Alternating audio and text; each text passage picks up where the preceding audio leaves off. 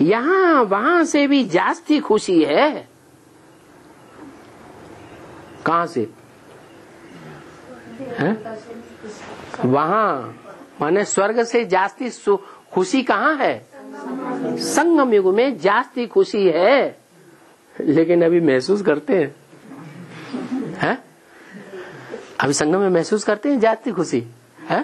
फिर स्वर्ग में तो जाने की दरकार नहीं है। बाप मिला है तो खुशी नहीं होगी। बाप मिला तो खुशी है?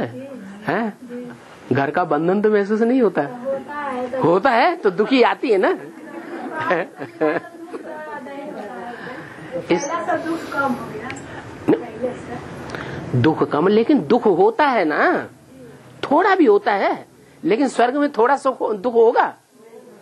तो यही तो बताया कि वहां से यहां तुम्हारी खुशी जास्ती होनी चाहिए।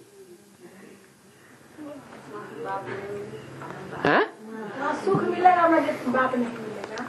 अच्छा ठीक है, हम यहाँ मुख्य बात तो हम बाप की नहीं है, यहाँ मुख्य बात है सुख की, खुशी की। वहां दुख कभी होगा ही नहीं। स्वर्ग में ना खुशी होगी ही नहीं। लेकिन बाप कहते हैं वहां जितनी खुशी है उससे जास्ती खुशी यहां महसूस होनी चाहिए। तो वो हो रही है। हाँ?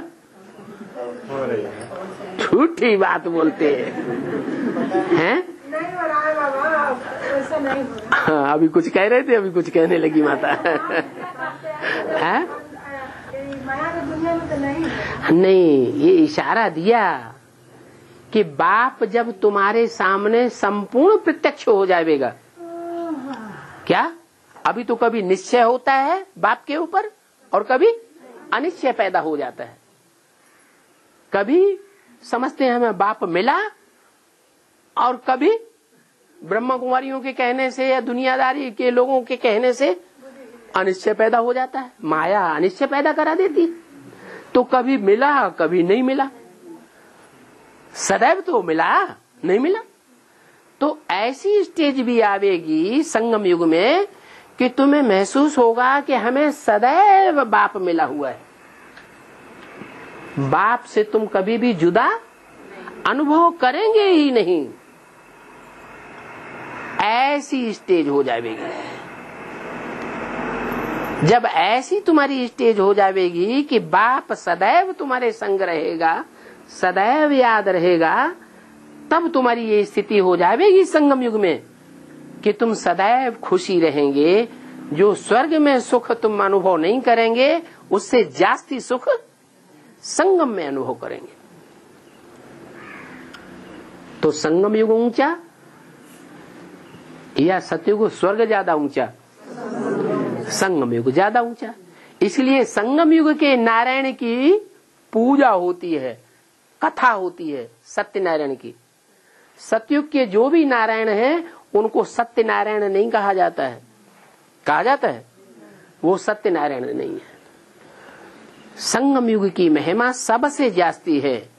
लेकिन हम बच्चे अभी अपना पूरा पुरुषार्थ नहीं कर पाए हैं। क्या? अपने 63 जन्मों के पाप कर्मों को अभी हमने भस्म नहीं किया है। इसलिए जो अतीन्द्रिय सुख हमको अनुभव होने चाहिए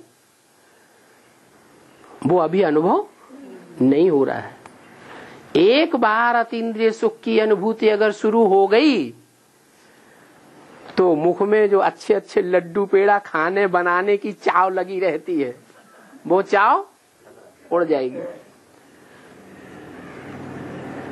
आंखों से जो अच्छे अच्छे सुंदर चेहरे, सुंदर दृश्य देखने की ललक लगी रहती है, वो ललक खत्म हो जाएगी। अतीन्द्रिय सुख माने इन इंद्रियों, बाहर की इंद्रियों के सुख में हम रमण नहीं करेंगे। जो मन का सुख है, अंदर का सुख, जो हमें ईश्वर से ही प्राप्त होता है, ईश्वर की याद से, उसमें हम रमण करेंगे। इन आंखों से जो कुछ भी संसार में देखते हैं, बुद्धि में बैठा होगा ये सब विनाशी है। क्या? इतनी ऊंची ऊंची महल माड़ियां अटारियां दिखाई पड़ रही हैं दुनिया में। अमेरिका में जाओ तो तबीयत खुश हो जाए। है, लोग जाते हैं ना, है? तो अभी तो आंखें ये अनुभव करती हैं कि यही स्वर्ग है, फिर क्या होगा? फिर चारों तरफ दुनिया में एटम बम फटेंगे, कभी ये शहर गर्त हुआ, कभी वो शहर ने इस्तेनाबूद हुआ, कभी न्यूयॉर्क गड्ढे में गया, कभी लंदन गड्ढे में गया।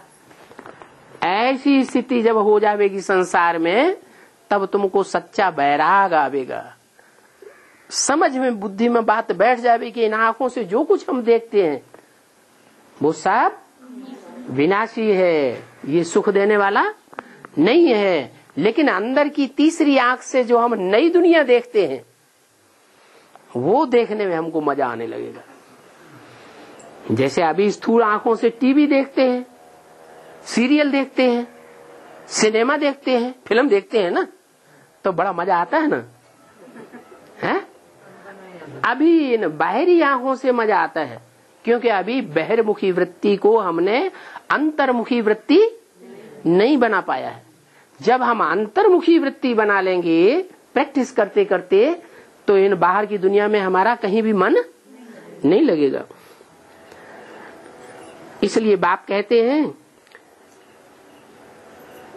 कि यहाँ की दुनिया में, संगम युग की दुनिया में वहां से भी जास्ती खुशी है, अगर तुम उस खुशी का रियलाइजेशन कर सको तो। क्यों? क्योंकि सतयुग में, स्वर्ग में बाप हमारा रक्षक नहीं होगा। होगा? है? वहां बाप रक्षक नहीं होगा। हम कितना भी चाहें तो भी हमारी आत्मा की कलाएं कम होती जाएंगी, आत्मा की शक्ति क्षीण होती जाएगी, हम नीचे गिरते जाएंगे। और यहाँ भल माया हमारे ऊपर बहुत अटैक कर रही है, घड़ी घड़ी अटैक करती है, फिर भी यहाँ हमारा रक्षक कौन है? बाप हमारा रक्षक है।